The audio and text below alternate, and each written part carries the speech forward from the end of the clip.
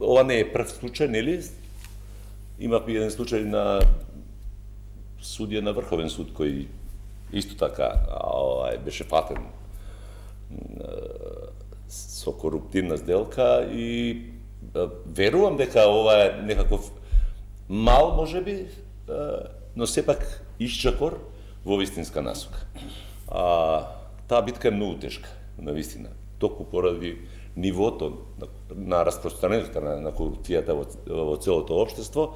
Од оглед на граѓанинот, кога се гледа, ова стварно е загрижувачки, затоа што, на пример, овде имплициран државен правобранител. Замислете сега, еден човек кој што треба да го ја брани државата и овие другите суди кои што треба да го правото во една земја треба да го имплементираат. А првиот принцип од имплементирањето на правото, од правосудството, треба да биде честноста.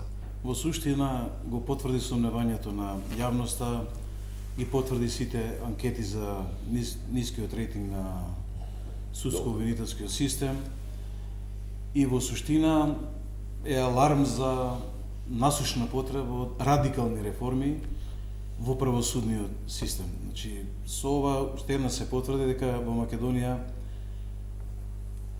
генерално немаме владење на право и со години наназад, можеби 25-30 години се говори дека во Македонија владењето на правото некаде се изгуби по патот.